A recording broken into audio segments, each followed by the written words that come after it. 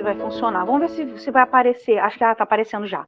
Beleza. Então, eu compartilhando outra tela agora, que eu vou fazer o seguinte, do meu computador, eu vou compartilhar, eu não vou compartilhar por enquanto, tá? Porque são só as palavras, eu vou só perguntar o que vocês lembram e vou anotando aqui, tá? E a gente vai escrevendo, vou escrevendo aqui na minha canetinha super high-tech. Estava falando com a Paula que eu comprei esse tablet pensando nisso mesmo, nas nossas aulas, né? Então é o seguinte, primeira coisa que eu peço aqui, que eu pergunto para vocês, o que vocês lembram desse conceito esses dois conceitos que são parecidos, de ínfimo e supremo? O que vocês lembram, por exemplo, supremo? O que é supremo? Para você falar de supremo, você tem que falar de conjunto limitado. Tá? Então, antes de falar de supremo e ínfimo, eu vou colocar aqui no meu papelzinho virtual, vou colocar aqui. Então, supremo. Então, para você falar de supremo, antes você tem que falar de conjunto limitado. Então, você está lá na reta. Aí você está lá na reta. A reta real, que é o nosso espaço topológico, tá? Tudo se passa na reta. Apesar das definições, conjunto limitado é a mesma definição em todo espaço topológico, mas todo espaço que tem métrica. Mas vamos só pensar na reta mesmo. O que seria um conjunto? Vamos pensar conjunto X, X maiúsculo. Quando é que um conjunto X é limitado? Vocês lembram? Quando ele vai de um ponto a outro, tipo, além daquele, para baixo de um ponto, ele não vai ter mais nenhum ponto que pertence àquele conjunto, e para cima daquele outro limite, não vai ter também nenhum outro ponto que pertença ao conjunto. Ele para naqueles dois extremos. Entendi. Então você quer dizer que então vamos tentar formular assim um pouco mais formalmente. Então o conjunto é limitado então vamos colocar assim. Então ele é limitado se aqui é a definição, tá? Se para todo xzinho que você pegar nesse conjuntão, você está dizendo que ele está entre dois caras, tá? Então, existem, vamos colocar assim, A e B, A menor que B, tá? Porque aí, né, um tem que ser menor e o outro tem que ser maior. Então, A menor que B, tais que X é maior ou igual a A e menor ou igual a B. Isso é uma possibilidade para um conjunto limitado. Então, todo X tem dois caras ali que estão fechando todas as possibilidades. Mas não quer dizer que isso seja um intervalo, tá? Existe um intervalo que você está dando a entender, que existe um intervalo aberto em A, aberto em B, ou fechado, tanto faz, tá? E aí, esse intervalo que começa em A e começa em B, aí o conjunto X está por aqui no meio. É isso que você quer dizer. Não necessariamente o X é um intervalo. O X cabe no intervalo. Foi isso que você falou, de certa forma, né? Todo mundo concorda? Foi isso, Flávia? É assim que você entende o conjunto limitado? Isso. Pelo menos um tipo de conjunto Beleza. limitado. Não, mas tá certo. Isso, a sua definição assim, foi de uma maneira genérica que você está tentando lembrar. Tá correto, tá? Não é a maneira que você vai encontrar no livro do Elon, mas isso tá certo, tá? Então, porque se você pegar em geral o conjunto limitado, ele tá contido em alguma coisa que é, digamos assim, né, que a gente pensa assim, que acaba no plano, né? Não é uma coisa que toma o plano todo, ou que toma todo o espaço, ou toda a reta, né? Então a gente tem a noção de finitude, mas não é finito necessariamente. O conjunto finito é uma coisa, o conjunto limitado é outra. Todo conjunto finito, vocês viram também a análise, todo conjunto finito é limitado, tá? Mas o conjunto pode ser limitado sendo infinito, tá? Então, você tem lá, por exemplo, o intervalo é um conjunto infinito, mas é limitado. Então, o conjunto X, ele cabe dentro do intervalo, né? Outra maneira de você definir isso, não sei se vocês lembram, que é o seguinte, entre SA e B, eles podem ser negativos, pode ser um monte de coisa, tá? Mas o que você tem é que um deles, em módulo, é maior que o outro, tá? Quer dizer, um é maior que o outro aqui, mas assim, você pode ter, por exemplo, que o A em módulo seja maior que o B. O A pode ser assim, por exemplo, você está aqui, o zero aqui, por exemplo, poderia ser tá com o zero aqui, o A em módulo, se você olhar o A, a distância do A para o zero é muito maior do que a distância do B para o zero. A distância do B para o zero é isso aqui. A distância do A para o zero é isso tudo aqui. Então, o que a gente faz? Para ficar uma coisa mais elegante, a gente pensa assim, já que pega o maior entre eles, tá? O maior entre eles, vamos chamar de M, o número que é o maior entre os módulos. É o máximo entre o módulo de A e o módulo de B. Para que fazer isso? Esse máximo esse módulo é a distância, tá? Então eu quero que o X caiba, ele está dentro daquele conjunto E, assim, para ficar uma coisa uniforme, uma definição mais elegante de conjunto limitado, você pode dizer o seguinte: um conjunto é limitado.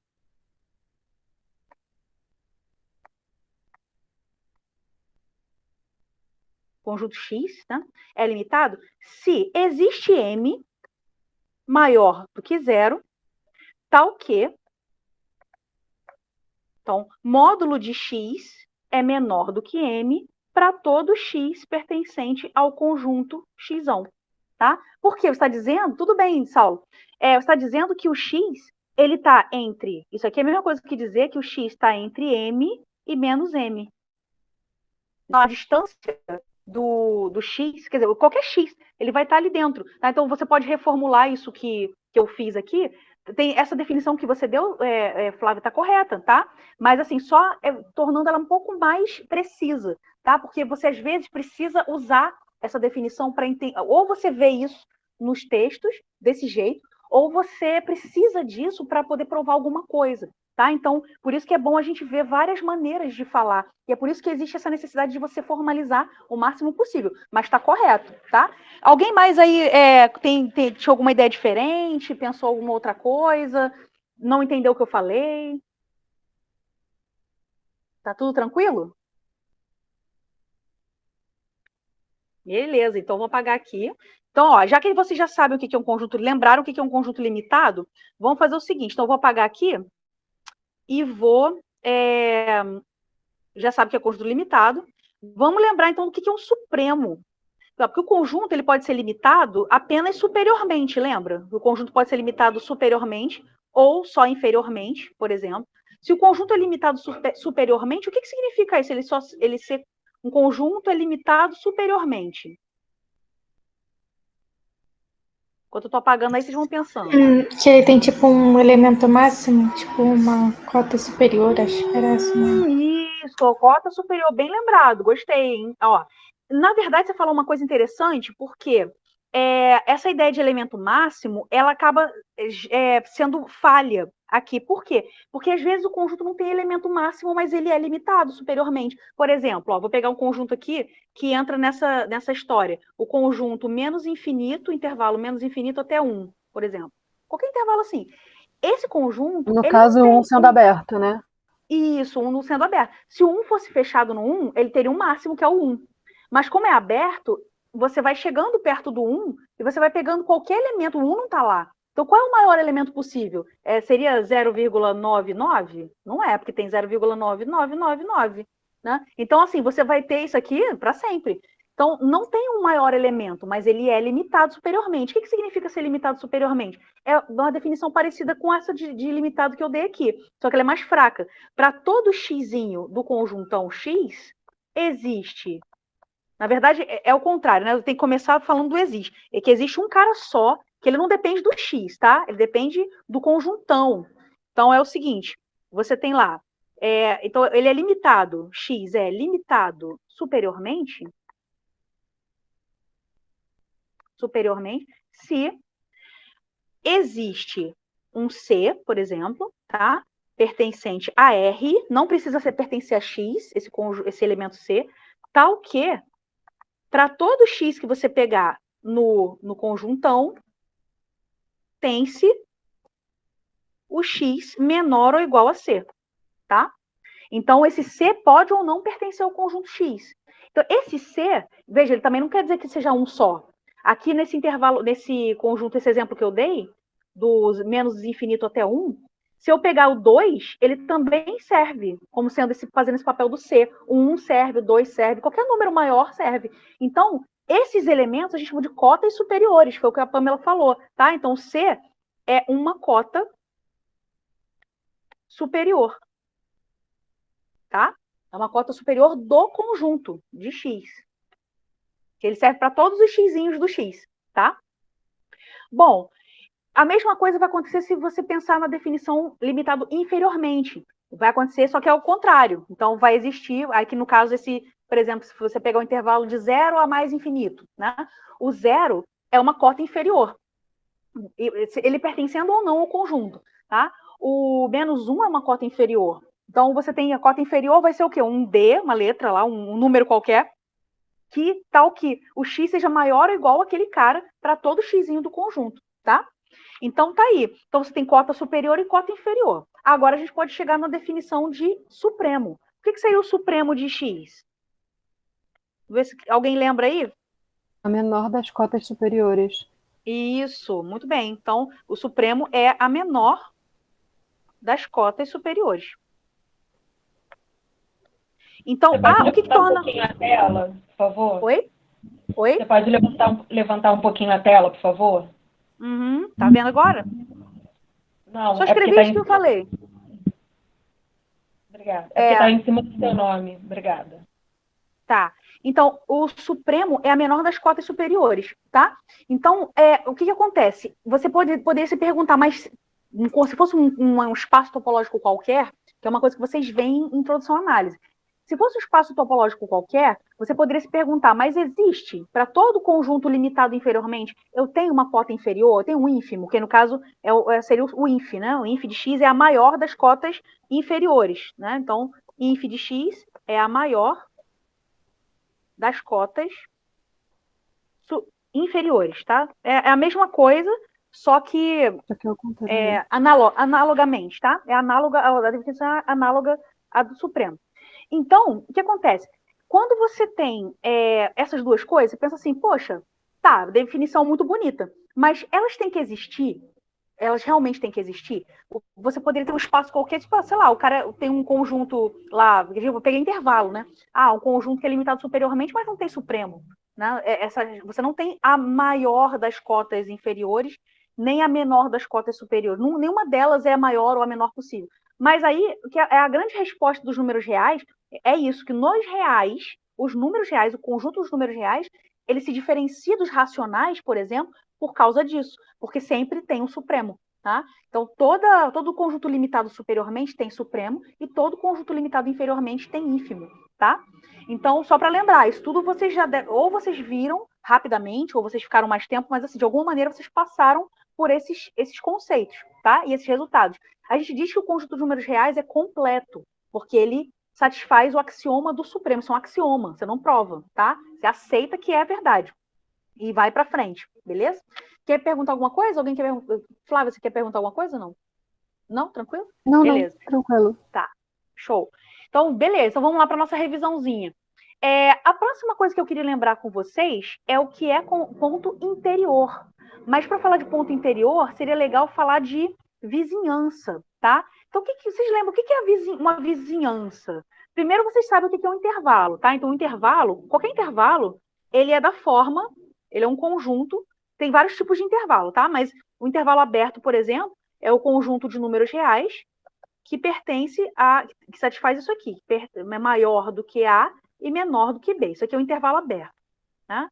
Então, se você tem lá, se você tiver x maior ou igual a A, ou menor ou igual a B, aí você vai ter intervalo fechado em A, aberto em B, e vice-versa, fechado nos dois, aberto nos aquelas coisas, tá? Então, tem vários tipos de intervalo. Mas, assim, o que caracteriza o intervalo é que ele é um conjunto conexo. Depois a gente vai lembrar disso direitinho, tá? Mas isso aqui é um intervalo aberto. Então, vamos colocar assim, você pode representar com parênteses AB, tá? Muito bem. Agora, o que seria uma vizinhança de um ponto X? Então, vamos lembrar isso que é muito importante também. Vizinhança. Vizinhança de um ponto x0 que pertence a um conjunto X. Esse conjunto X não precisa ser intervalo, é qualquer conjunto, tá? O que seria uma vizinhança de x0? Na reta, vocês lembram? Vocês conhecem esse nome, né? E inclusive, alguns de vocês fizeram já, por exemplo, variáveis complexas, a Paula já fez. Vocês viram isso no plano complexo. O que é uma vizinhança? Agora, tenta lembrar o que é uma vizinhança de um ponto na reta. O que seria uma vizinhança? É tipo uma área ao redor do ponto. Eu não sei faz sentido explicar, né? intuitivamente. Tudo Fazia bem, desenhando. Aham.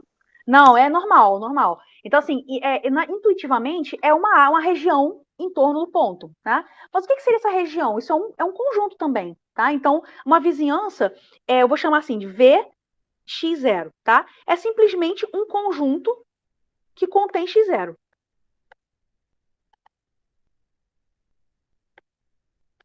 tá? Na verdade, perdão, tem uma coisa mais forte que isso. Eu tô sendo besta aqui. Tem um detalhe que faz a diferença. Não é só um conjunto que contém x0, não. Porque senão essa ideia de região pode se perder, tá? Por exemplo, se eu pegar isso aqui, ó. Vamos supor que eu tenho x0 aqui, tá na reta, tá? Tá na reta aqui. Aí, esse meu conjunto x pode ser, por exemplo, o conjunto de números inteiros. E o x0 é algum subconjunto de inteiros. E o x0 é um ponto. Uma vizinhança de x0, se eu pegar números racionais ou outros inteiros que tem o x0 lá, não é uma vizinhança. Então, não basta só ser um conjunto que contém x0. Aí eu vou usar a intuição que a Nicole falou. Assim, eu sei desenhar. Então, por exemplo, isso aqui, um intervalinho aberto seria uma vizinhança. Né? Um intervalo fechado num ponto, aberto no outro, ou pedaço de intervalo, desde que tenha um intervalo que contém o x0, isso já é uma vizinhança. Você concorda comigo que isso é uma vizinhança, né? Então, o que seria uma vizinhança? A vizinhança é um conjunto que contém um intervalo que contém, por sua vez, o x0.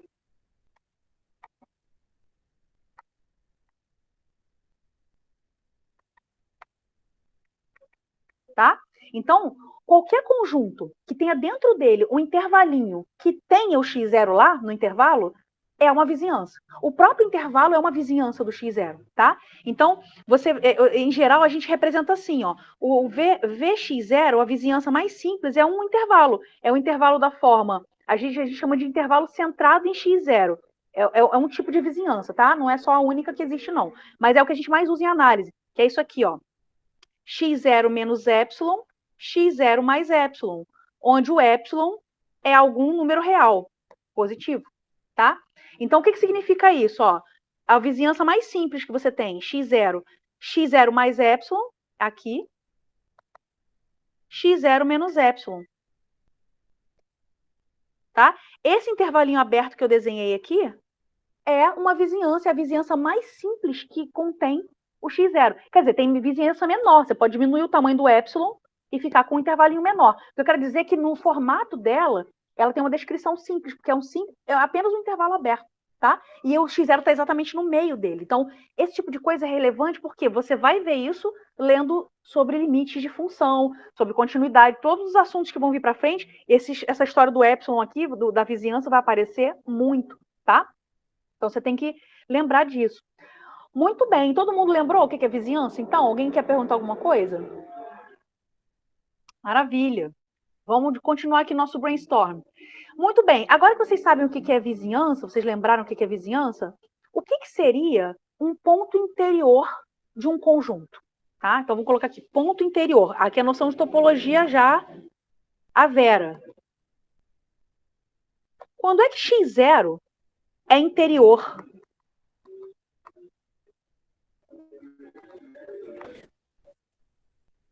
Quando é que x0 é interior? Por exemplo, vamos pegar aqui um intervalo, vou desenhar aqui um conjunto, o x como se fosse um intervalo. Aí está aqui, por exemplo, sei lá, intervalo 0, 1, aberto, tá? 0, 1. Errei aqui. Aí eu pego, desse intervalo aberto, bom, tá, aqui tá aberto, né? Vou colocar logo, porque eu coloco parênteses já para você, vamos colocar assim, a bolinha mesmo. Intervalo aberto, vou fazer o desenho bonitinho. Então, a bolinha aberta aqui, bolinha aberta aqui. Aí o intervalo é esse aqui. Se eu pegar, por exemplo, meio e 1, qual deles é um ponto interior ao conjunto X? Meio. Tem que ter uma vizinhança, né, desse ponto que esteja dentro do conjunto, não é isso? Que esteja contido. Isso, perfeito. Pamela, parabéns, é isso aí, tá? Então, para ser interior, tem que existir um epsilon, quer dizer, a vizinhança mais simples, tem que existir uma vizinhança, que é um intervalinho, que contém esse cara, e essa vizinhança tem que estar totalmente contida no conjunto, tá? Então, aqui o meio é interior, tá? Então, aqui o meio é interior e o 1 não é. Esse aqui, o 1 é ponto de fronteira. O que é ponto de fronteira? Ele é ponto de fronteira Então, vamos lá. Ele é interior, vamos terminar a definição, né? Vou aqui em cima. Ele é interior se existe epsilon maior que zero, tal que essa vizinhança opa, fiz besteira aqui. X0 menos epsilon, x0 mais epsilon está contida no conjunto X, tá? Se ela está totalmente contida, pode ser igual também, mas ela tem que estar pelo menos contida, tá? Não pode sobrar nada, não passar nada para fora. Então você tem que encontrar alguma vizinhancinha, nem que seja pequena, tá? Por isso que eu falei que existe um epsilon, não é para existe, tá? Existe uma distância centrada no ponto, tal que essa vizinhança, que esse intervalinho que eu escrevi, esteja contida no conjunto. Então, você vê o meio, você acha infinitos épsilons que fazem isso, tá? Desde que caiba o intervalinho dentro do 0, 1. O número 1 não é ponto interior, ele é ponto de fronteira, tá? Por que ele é ponto de fronteira? O que é ponto de fronteira? Aí é o contrário, é a negação disso. Toda vizinhança não faz isso, tá? Sempre vai ter coisas fora. Então, para ser ponto de fronteira, vamos aproveitar e colocar outra definição que você tinha lá, introdução à análise, que você vai precisar, eventualmente, aqui no curso. Então, quando você estiver lendo seus textos, você vai precisar para entender. Então, ele é para um ponto de fronteira se para todo epsilon, é a negação, lembra de Fundamentos 3, quem fez Fundamentos, é a negação do para todo existe, a negação do existe para todo, né? Então, para todo epsilon maior que zero, você vai ter que qualquer vizinhança, né?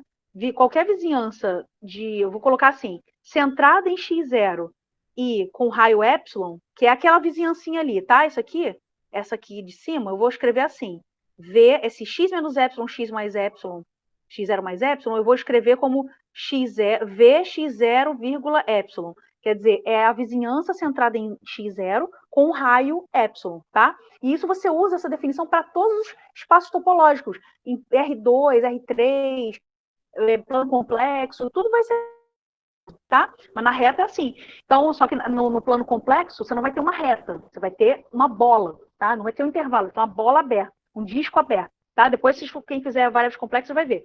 Então, aqui, você vai ter, no ponto de fronteira, toda vizinhança vai ter pontos de fora do conjunto e de dentro do conjunto, tá? Então, toda vizinhança V de x0 epsilon possui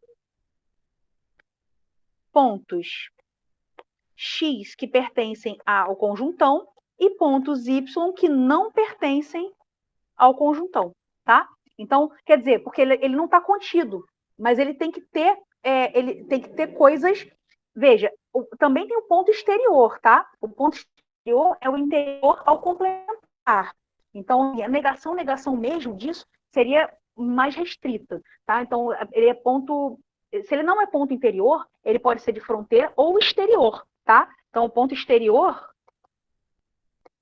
ele é interior ao complementar.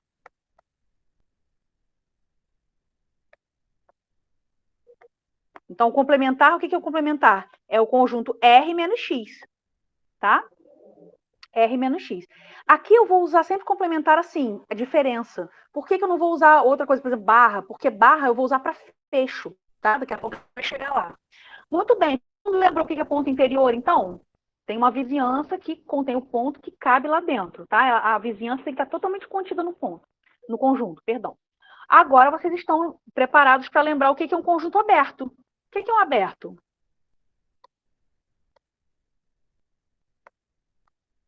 Um conjunto aberto. O que seria um conjunto aberto? Que o ponto de fronteira está incluso no conjunto?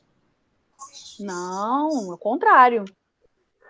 Ah, justo. Quer dizer, até pode ter. Quer dizer, se ele tiver. Na verdade, o conjunto aberto ele tem pontos de fronteira. Todo mundo pode ter pontos de fronteira. Mas o conjunto, assim, o ponto de fronteira não pertence, justamente não pode pertencer ao aberto. Quem mais aí? Quem dá mais? Ele é aberto se o complementar dele for fechado, é isso? Ah, é verdade, isso é verdade. Mas o que vai ser um fechado, então?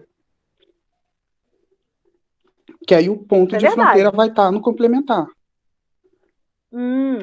Mas assim, então assim, vamos lá. Então, o conjunto é fechado, então porque existem várias abordagens disso, tá? Eu queria abordar isso de um jeito, mas é muito legal o que vocês estão fazendo, porque aí vocês estão trazendo um outro resultado.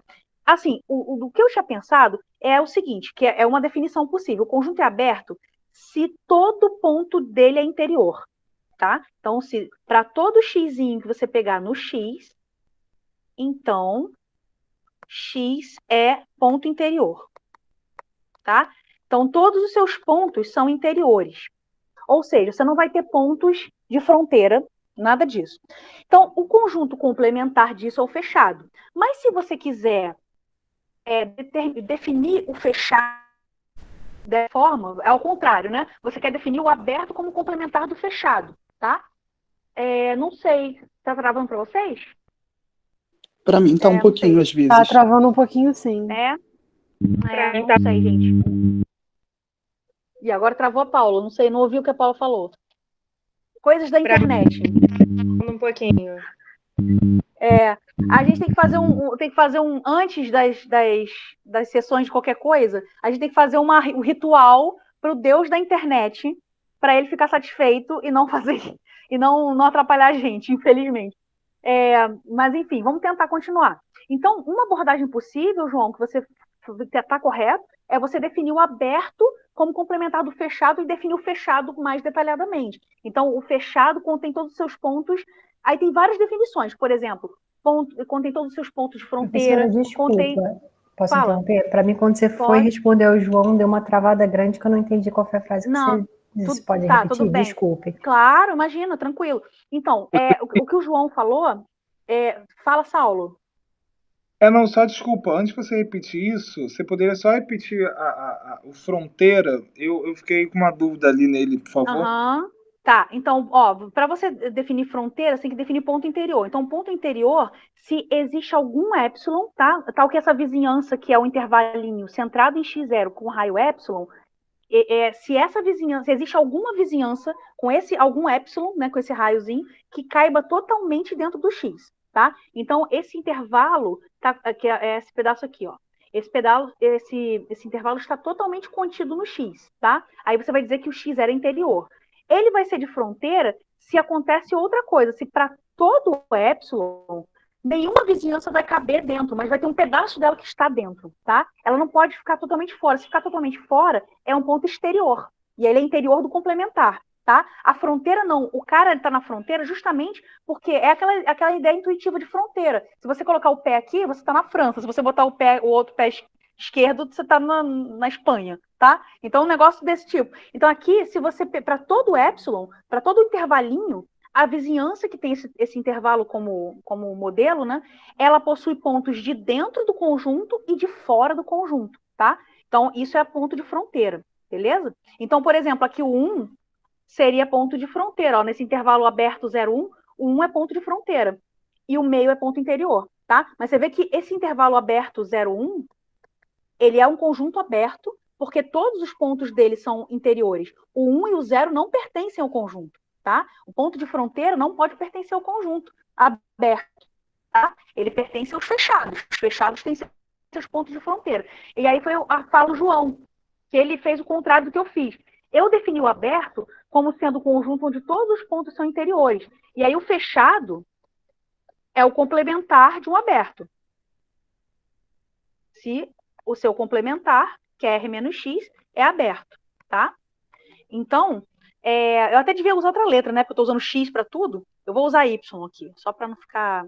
Então, esse Y é fechado se... Tanto faz, né? Vocês sabem que, sem perda de generalidade, eu podia usar a mesma letra, mas eu vou mudar aqui para dar uma variada. Tá? Então, por exemplo, se o conjunto X é aberto, o complementar dele é fechado. Mas o João pensou em outra definição, que você pode... Aí que é eu estava falando no início do encontro, que existem autores que abordam as coisas de maneira diferente. Então, assim, você vai ver no Elon, por exemplo, uma coisa, ele vai definir primeiro, acho que ele faz isso, ele define primeiro o fechado, e depois ele define o aberto como complementar do fechado, mas tem livro que define, que eu prefiro, assim, o Geraldo Ávila, por exemplo, eu acho que ele gosta disso, definir o aberto como um conjunto de pontos interiores e definir o fechado como complementar, mas tanto faz, tá? Um é complementar do outro. Então, o conjunto fechado, se você quiser definir como o João pensou, ele pode ser definido de várias formas. O fechado, ele é fechado C e somente C.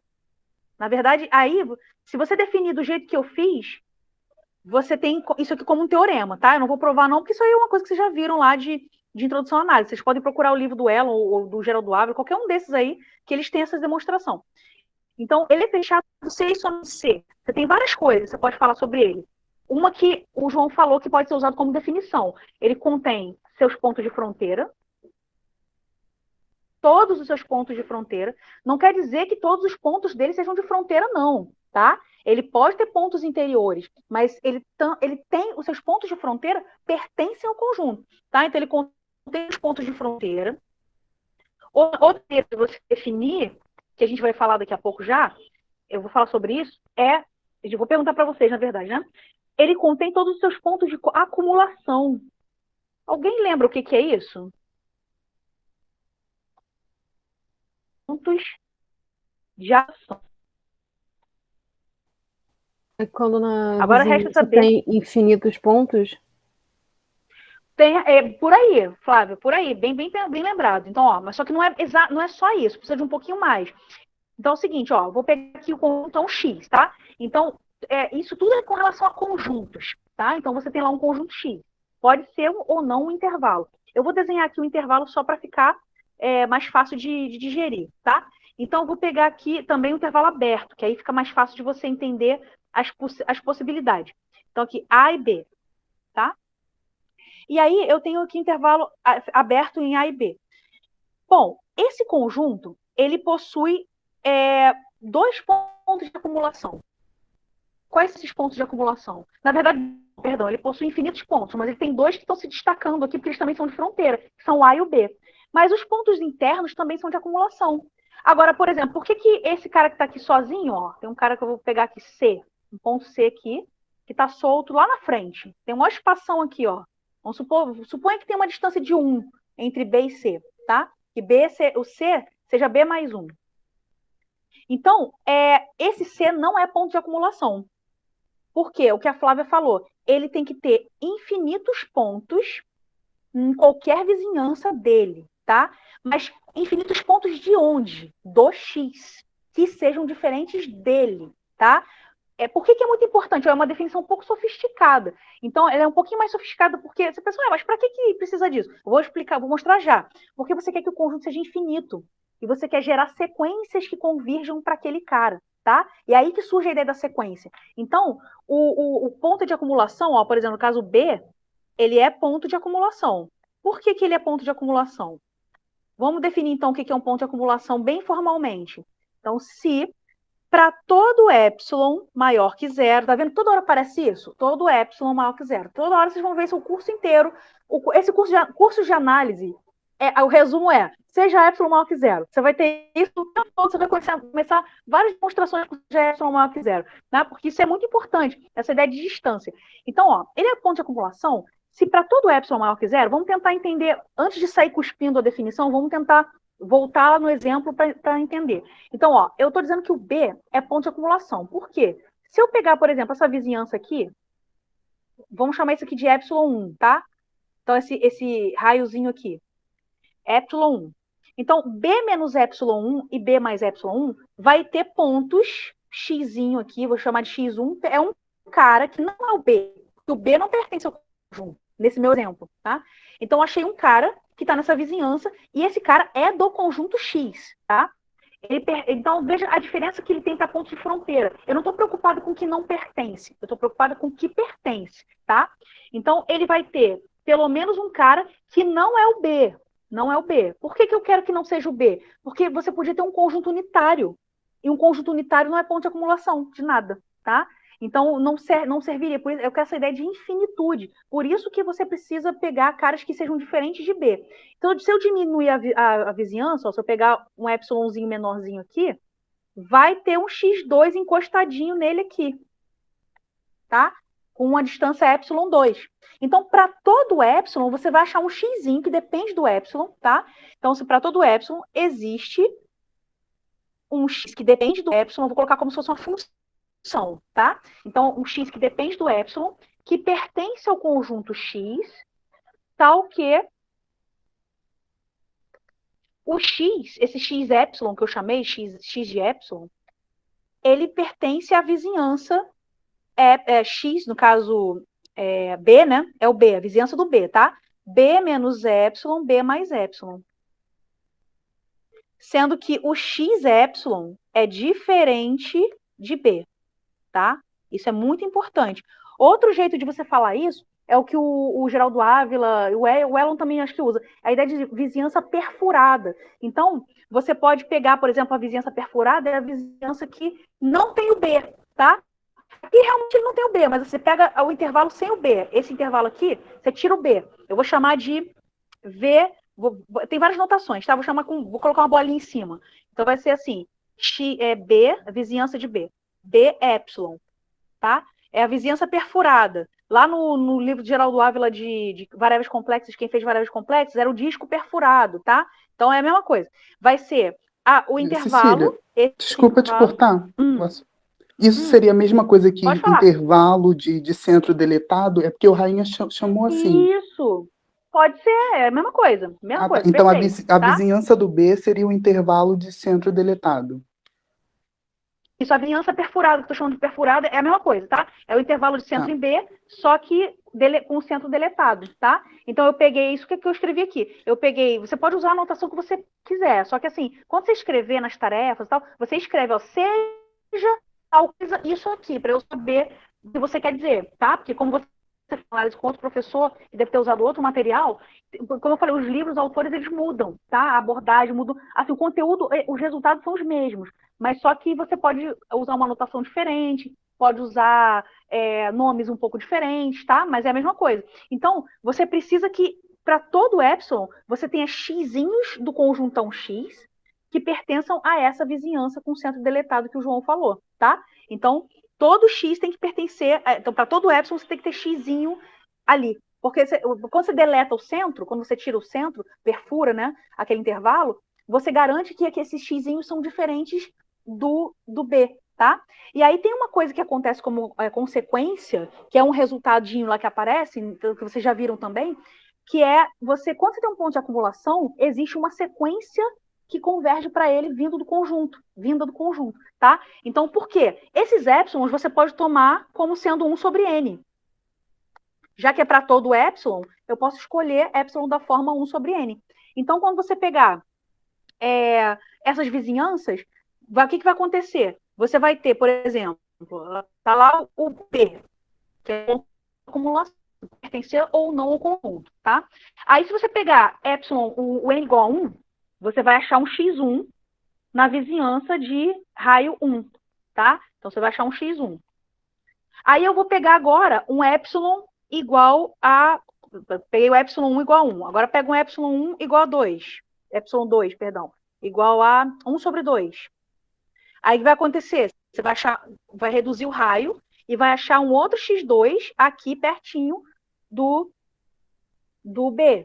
Tá? Então, você vai encolhendo de propósito para poder entrar a definição de sequência convergente. Você vai encolhendo o raio, vai achando sempre o xn na vizinhança de raio 1 sobre n, tá? Então, essa sequência xn que você encontra, claramente converge para B, tá? Então, você vai ter que B é ponto de acumulação, então um teorema, tá? Vocês viram isso, com certeza. Então, ele vai ser ponto de acumulação, se e somente se existe uma sequência. Tem livros que vêm assim também, tá? Nem usa essa definição de disco perfurado, intervalo com centro deletado, essas coisas, não fala. Fala de outro jeito, fala isso, mas eu não gosto, porque eu acho que isso é consequência e ajuda você a entender bem sequência. Rimou, foi sem querer. Então, você vai ter uma sequência que converge para B. Você acha alguma sequência, sendo que esse xn, todos pertencem ao x, tá? Então, tem uma sequência de elementos de x que converge para o Bzinho, tá? Por isso ele é um ponto de acumulação. E você vai precisar muito de pontos de acumulação agora em limite de função. Porque os pontos de acumulação, você vai ter... eles precisam existir, tá? Então, você vai ter que... Você não pode considerar o limite de uma função num ponto que não é de acumulação. Alguém lembra do nome, quando o ponto não é de acumulação, o que ele é? Sei lá, C, por exemplo. Não é de acumulação do conjunto. Cecília, Alguém sinceramente, lembra? não lembro da gente ter visto um nome para isso no período passado, não. Ah, tá. Ah, Eu também tranquilo. não lembro, não. Ah, então tudo bem. Então vocês aprendem agora. Você vai dizer que ele é isolado. Faz sentido até, né? Né? Intuitivo, talvez. Eu também não lembro de ter visto isso quando eu fiz, não. Faz Aham. sentido o nome, mas a gente realmente não viu com esse nome. Aham. Não foi dado um nome estranho. para ele. Entendi. Não, é porque assim, por que ele é interessante você saber também quando é um ponto isolado? Porque existem conjuntos que não têm ponto de acumulação, que todos os pontos são isolados. E aí, os pontos dele próprio. Por exemplo, o conjunto dos números naturais. Ele não tem ponto de acumulação, né? Então, porque toda vizinhança pegar os naturais, ou os inteiros também servem, tá? Pegar um número inteiro, eles estão assim, espaçados, né? Literalmente, você vê que opa, -2. Então, aí, assim, o que acontece? Se você pegar, tipo assim, qual é a definição de ponto de acumulação? Eles não têm, veja, eles próprios, tá? Não é que eles não têm um ponto de acumulação. Do lado de fora deles, encostadinho aqui no 1, você diz assim, mas é ponto de acumulação? Na verdade, também não, né? Porque se eu pegar um cara assim, sei lá, 0,999, vai ter um espaço entre o 0,9991 e 1. E então, esse espaço, para esse cara ser ponto de acumulação do conjunto dos naturais ou dos inteiros, deveria toda a vizinhança ter algum número inteiro lá. Mas aí significa que os números inteiros precisariam ficar se acumulando perto dele. Por isso que chama ponto de acumulação. Então, não tem. Né? Não tem mesmo. Então, o conjunto de pontos de acumulação, eu não sei se vocês usaram também esse termo. O conjunto de pontos de acumulação de um conjunto X, a gente normalmente usa X', tá? E a maioria dos livros vai usar isso. X' é o conjunto de pontos de acumulação do conjunto X, tá? Então, ó, quem é o conjunto de pontos de acumulação dos inteiros? Não tem. Porque não tem ninguém. Para você ter algum ponto de acumulação, você precisaria ter algum número real, não precisa ser inteiro, tá? Algum número real, tal que existisse uma sequência de inteiros convergindo para ele. Mas nenhum subconjunto dos inteiros forma uma sequência convergente. Vocês concordam com isso, né? Não tem como você pegar uma subsequência dos inteiros convergindo para lugar nenhum, nenhuma delas, tá? Então, o Z' é vazio, tá? Quando acontece isso, significa o quê? Que os próprios pontos do conjunto são isolados. Então, você diz que o conjunto é discreto. Vocês nunca ouviram falar disso? O conjunto Z é discreto. Isso significa que todos os seus pontos são isolados.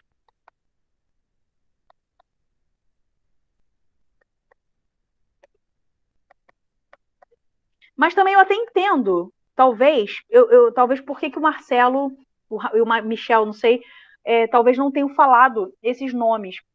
Assim, porque o Marcelo, por exemplo, ele tem a fama, ele já falou para mim, ele não é muito fã de topologia. Ele fala o mínimo do mínimo para você seguir em frente. Mas, assim, ele não é muito ligado à topologia. E eu gosto muito de topologia. Então, assim, eu acho que é muito importante você entender topologia um pouquinho, porque você sempre vai aparecer em algum lugar.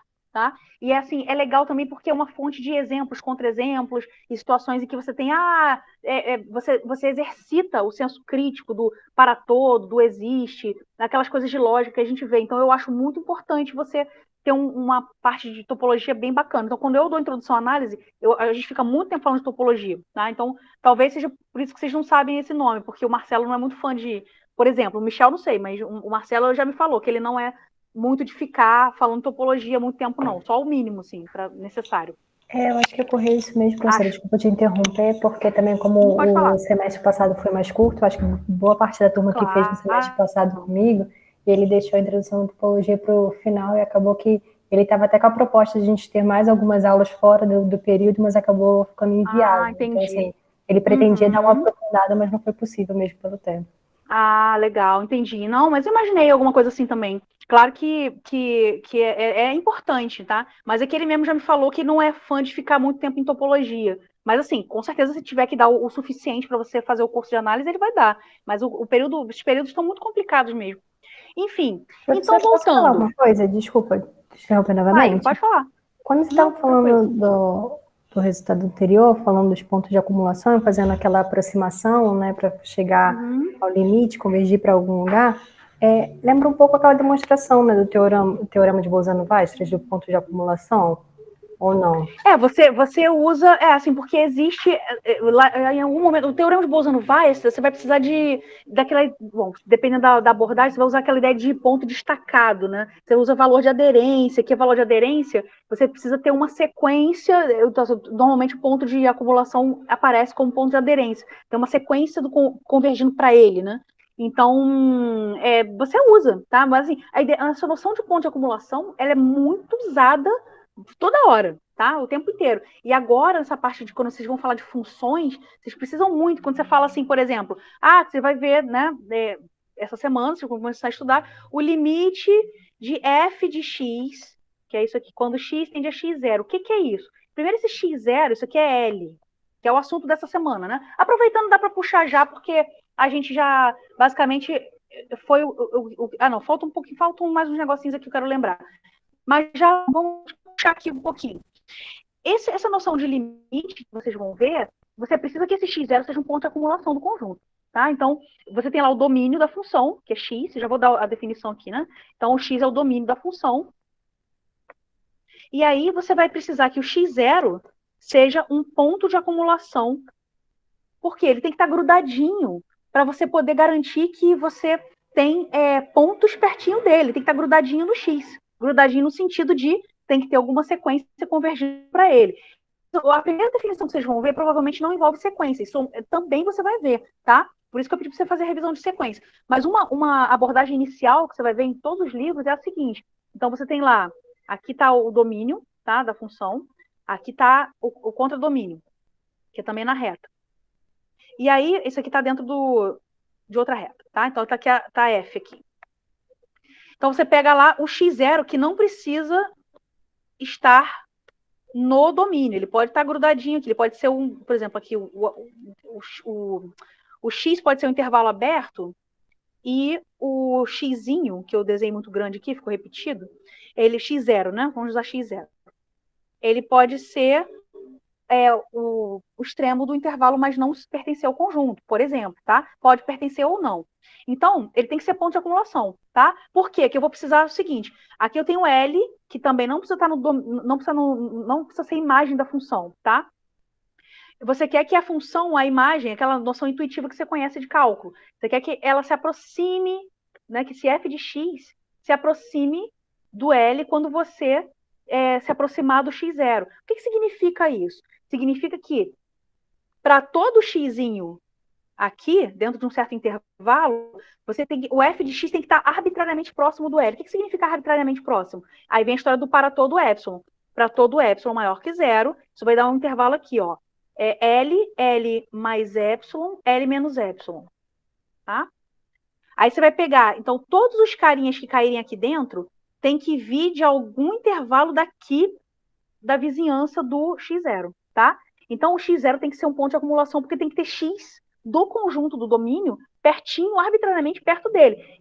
Então, para todo epsilon, essa é a definição de limite. Existe um delta que vai depender do ponto, né, claro, do x0, e ele vai depender do epsilon, tá? Principalmente. Esse delta, ele vai depender do epsilon, você tem que produzir esse delta, tal que toda vez que você tiver f de x menos L menor do que epsilon, então, automaticamente, você tem que o x menos x0 é menor do que delta. Perdão, ao contrário, né? Estou falando besteira aqui. É porque você encontra, o epsilon é dado, é o contrário, tá? O x menos x0 que implica no f de x. Eu viajei aqui. Dando a definição errada, gente, que vergonha. Então, vou voltar aqui. Então, tá o quê? Toda vez que você tiver o x menos x0, e aqui, ó, tem que ser maior que 0, porque o x tem que ser diferente do x0, tá? Por isso que ele tem que ser ponto de acumulação. Tem que encontrar x que é diferente do x0. Toda vez que ele estiver nessa distância, tá? De x0 mais delta, x0 menos delta, então, agora sim, você tem que f de x menos L é menor que epsilon, tá? Então, quer dizer, o fato de você pegou o epsilon arbitrário, Você tem que produzir o delta tal que todo mundo aqui dentro dessa vizinhança cai dentro dessa vizinhança aqui, tá? Você está meio com... mas pensa assim, um quadro negro, né? Que eu improvisei aqui. Então, depois eu apago umas coisas aqui. Mas você entendeu? Toda essa vizinhança tem que cair aqui dentro. Isso é o que vocês vão ler, tá? Também não se afobem, você tem que entender tudo agora, não. Vocês vão ler isso em 3 textos diferentes, tá?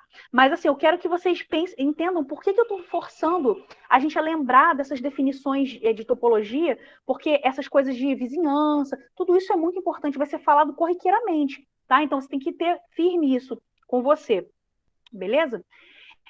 Vamos lá, vamos só mais lembrar mais umas coisinhas aqui. A gente já falou de ponto de fronteira, falamos de ponto de acumulação. Então, olha que legal. Todo conjunto fechado possui tudo. Ele possui os seus pontos de fronteira, possui seus pontos de acumulação, tá? E tem uma outra coisa que é importante, que é a definição de fecho. Alguém lembra o que é o fecho de um conjunto? Vocês chegaram a ver? Não. Não? Tranquilo, não tem problema não. O fecho, eu vou também botar não. como x barra. Não tem problema não. Eu vou usar, porque a maioria dos livros usa o fecho como sendo barra, com a barra em cima, tá? Inclusive a lista que eu tô fazendo para vocês tem um exercício envolvendo fecho, que é envolvendo limite também, mas precisa do fecho. O que vai ser o fecho? Primeiro, ele é um conjunto fechado, tá? Então, ele vai ser o conjunto X, o fecho de X. Opa, fazendo besteira aqui. O fecho de X, a gente denota assim. Ele vai ser o conjunto que é a união de X com seus pontos de acumulação.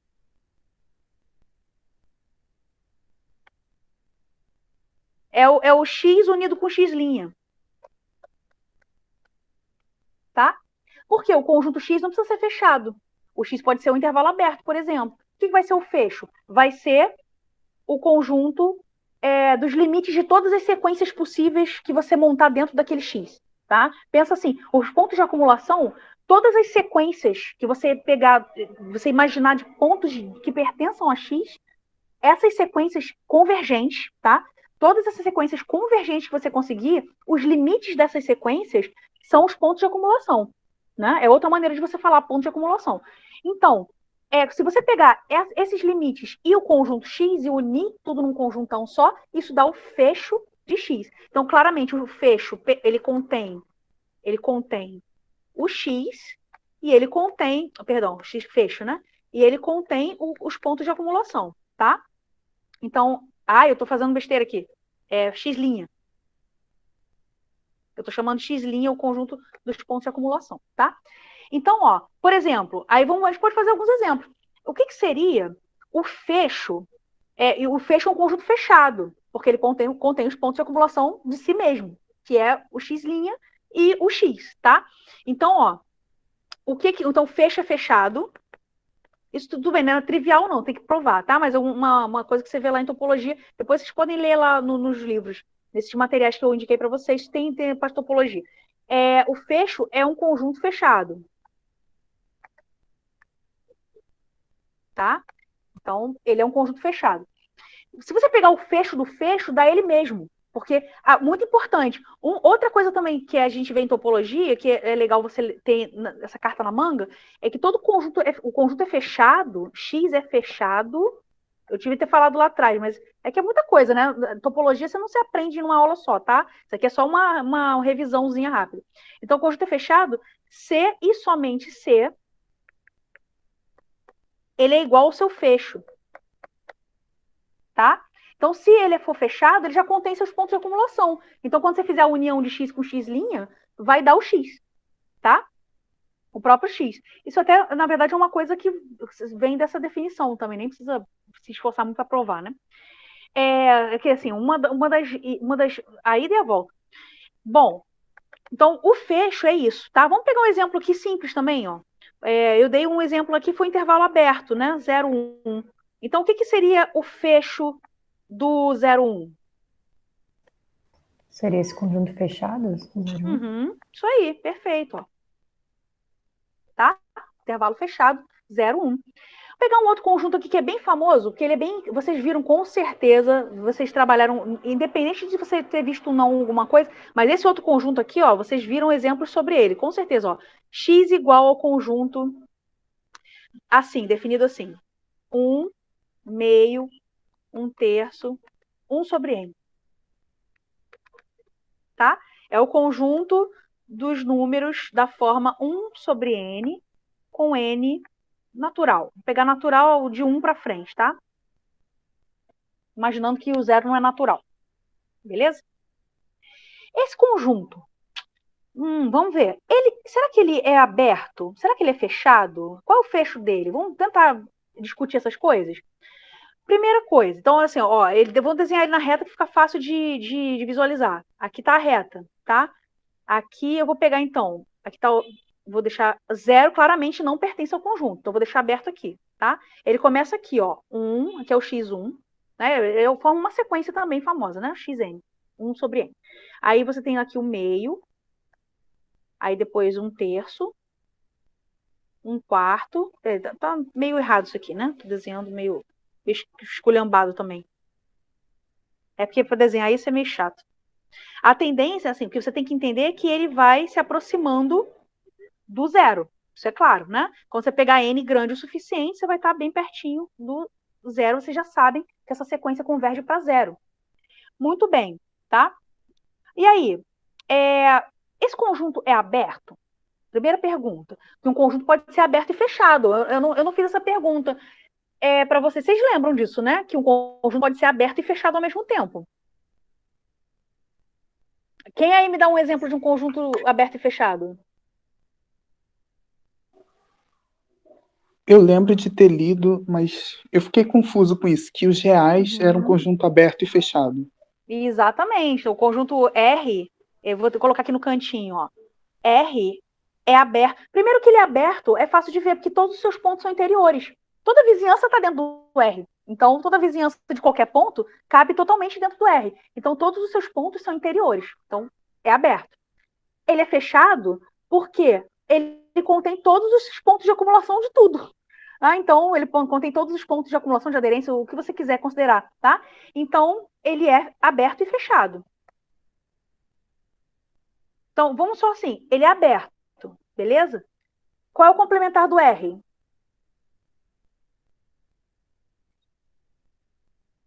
Vazio? Seria vazio. Então, o vazio é fechado. Só que o R também é aberto, é aberto e é fechado. Logo, o vazio também é aberto.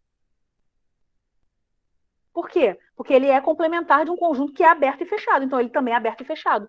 Quando você olha para o R e pensa nele como conjunto aberto, o vazio é fechado. E quando você pensa no R como conjunto fechado, o vazio é aberto. Então, são conjuntos que são abertos e fechados ao mesmo tempo. Tá? Então, o fato de você ter... Por isso que a gente você não pode falar assim que um conjunto também pode não ser aberto nem fechado. Tá? Ele pode não ser nada. Não quer dizer que todo conjunto tem que ser uma coisa ou outra. Então, ele pode ser os dois, pode ser só aberto, só fechado, ou nem aberto nem fechado. Tá? Vamos lá. Esse conjunto aqui, voltando aqui para o meu exemplinho, ó. Esse cara aqui. O x, que é 1 sobre n. Todos os números da forma 1 sobre n. Esse conjunto é aberto? Para isso, eu precisaria que todos os pontos fossem interiores. Para um ponto ser interior, vou pegar aqui o meio, por exemplo. Eu precisaria que existisse alguma vizinhança que tivesse totalmente contida no conjunto. Tá? Bom, para estar totalmente contida no conjunto, você precisa o quê? Que todos os pontos da vizinhança sejam dessa forma. Tá? Então, se eu pegar qualquer vizinhança que eu pegar, vou pegar uma vizinhança aleatória do meio, tá? Aqui. Está centrado em meio, aqui é meio mais epsilon, e aqui é meio menos epsilon. Veja, é um intervalo. Aqui no meio desse intervalo vai ter números que não são da forma 1 sobre n. Vai aparecer aqui, sei lá, π sobre 5, por exemplo. Não sei quanto é que é π sobre 5, mas é menor que 1, tá? Então, vai ter coisas aqui no meio que não são da forma 1 sobre n. Essa vizinhança que eu desenhei aqui. Porque o conjunto eu desenhei na reta para confundir. Na verdade, ele é isso aqui, ó. Tá? Ele é um conjunto discreto. Todos os pontos são isolados. Tá? Ainda tem isso. Mas vamos lá, assim, nem estou falando disso por enquanto, né? Eu estou querendo saber se ele é aberto. Olha, ele não é aberto. Porque, por exemplo, 1, meio, na verdade, nenhum desses pontos é interior. Tá? Em todos eles, você pegar uma vizinhancinha, qualquer vizinhancinha que você pegar centrada em qualquer um deles, vai ter coisas que são extras, que não são da forma 1 sobre N, tá? Que são números reais irracionais, por exemplo, tá? Então você vai ter um monte de coisa. Não é aberto. Então esse conjunto não é aberto, porque tem nenhum ponto interior, na verdade. Bastava que um não fosse, tá? Porque para ser aberto, todos têm que ser. Ele não é aberto. Ele é fechado? Para ser fechado, ele tem que ser igual aos seus pontos de acumulação. Qual é o ponto de acumulação desse cara aí? Os zeros? É o zero, tá? Zero é ponto de acumulação. Na verdade, é o único que ele tem. Zero não pertence ao conjunto. Se o zero não pertence ao conjunto, o conjunto não é fechado, porque ele tem que pertencer aos pontos de acumulação, tá? Então, ele também não é fechado. Aí, ó, um exemplo de um conjunto que não é aberto nem fechado. Tá? Não é nenhum dos dois. Beleza? Então, ó, com ele você já pode estudar um monte de coisa. Uma outra coisa também que é importante é a noção de conjunto compacto. Vocês já ouviram falar, eu acho, do conjunto compacto. O que seria o conjunto compacto? Alguém lembra? Alguém já viu? O que é um conjunto compacto? Eu acho que ele tem que ser fechado e limitado, não é algo assim? Isso, ele tem que ser fechado e limitado, perfeito, tá? Então, na verdade, a definição é um pouco mais sofisticada. Só que nos espaços topológicos reais, complexos também, vale essa definição. Você pode usar, isso normalmente seria um teorema, tá? Mas um conjunto é compacto se toda cobertura por abertos tem uma subcobertura finita. Quer dizer, você pode escrever ele está contido dentro de uma união finita de abertos, tá? Só que a gente não vai usar de bolas abertas, de discos abertos ou de intervalos abertos. Mas aqui, pra gente, é muito pesado essa definição. A gente só usa em análise real, e análise no RN em geral, a gente usa essa daqui, que é um teorema, que aí vira uma definição pra gente. Ele é compacto se é fechado e limitado. Esse conjunto que a gente acabou de estudar aqui, o X, que é os números da forma 1 sobre N. Esse cara não é compacto, né? Porque ele é limitado, que ele cabe dentro do intervalo 0, 1, mas ele não é fechado. Fechado e limitado. Tá? Então, ó, para esse carinha daqui de cima, não é fechado, mas ele é limitado, porque ele cabe dentro do intervalo 0, 1, tá? Como aquela definição que a Flávia tinha falado no início. Agora, esse cara aqui, ele não é compacto porque ele não é fechado, tá? Aí você pode ficar brincando, assim, tipo, qual seria o fecho dele? Qual seria o fecho desse xão aqui, desse conjunto X? Você tem que pegar algum ponto de acumulação, tá? Então, seria você colocar o zero, se você anexar o zero ao conjunto, você passa a ter o fecho dele, tá? Porque você tem que pegar todos os pontos de acumulação. Bom, e finalmente, o que é um conjunto conexo? Um conjunto é conexo se você consegue ligar um ponto a outro, né, através de um segmento de reta. Então, para a gente, ele é conexo se ele é um intervalo. Tá? Essencialmente, intervalos são conjuntos conexos. Qualquer intervalo. A união de intervalos não necessariamente é conexa, tá? Conexo, por exemplo, um conjunto que é desconexo, ele tem pedaços, tá? Por exemplo, se o conjunto fosse assim, ó, intervalo 0, 1, unido com o intervalo 2, 3, tá? Aqui, ó. Então, ele tem duas componentes conexas, esse intervalo aqui e esse outro aqui, tá? Então, esse conjunto X, ele não é conexo, porque ele tem duas componentes conexas, que são esses intervalos. Até uma definição um pouco mais sofisticada, mas assim, não é pra gente agora, não tem importância, tá? Assim, não vai fazer diferença. Não vou me aprofundar, senão vai ficar muita coisa na cabeça de vocês. Muita coisa para estudar já, tá? Tem uma definição um pouco mais sofisticada de conexo, mas pra gente serve isso aqui. Então ele é conexo se ele é um intervalo, tá? Esse X que eu desenhei aqui não é conexo, mas ele tem duas componentes conexas, tem dois pedaços, tá? Você pode dois componentes conexos. E se tiver repetição? Repetição como assim? Tem como, tipo, se fosse de 0 a 2 e de 1 a 4. Aí aquele intervalo de 1 a 2 estaria dentro dos sim. dois. Sim, aí se você juntar, aí você não vai ter duas componentes conexas. Quando você uniu, né? Assim, vamos supor que você pegou aqui de 0 a 2, né? Vamos desenhar aqui embaixo. De 0 a 2. Aí você uniu com outro intervalo de 1. Foi isso, né? Que você falou? De 1 a Isso, de 1 a 3. 3. Como o 1 a 3, o 2 pertencia, isso aqui vai fechar. E o 1, ele estava no outro intervalo, então isso aqui vai fechar também. Então, o intervalo que você ficou no final foi esse aqui, de 0 a 3. É uma componente conexa porque é um intervalo só. Ah, tá, conexa. Tá bom. Isso, ele é conexo, tá? Então, conexo é assim, pra gente vai ser intervalo, tá? Pensa assim. E aí, quando o conjunto é constituído de intervalos disjuntos, e que você consegue justamente separar dessa forma, tem uma distância entre eles, né, de uma certa maneira, ele é desconexo, tá? Mas eu não vou falar muito mais sobre isso, porque senão tem que falar de cisão não trivial, não sei o que, isso aí tem que se aprofundar, tá? Então, ó, gente, era isso, assim, tá? Eu queria que vocês ficassem com essa revisãozinha, assim, né? Tipo, a gente foi tentando lembrar, teve coisa que eu fui falando.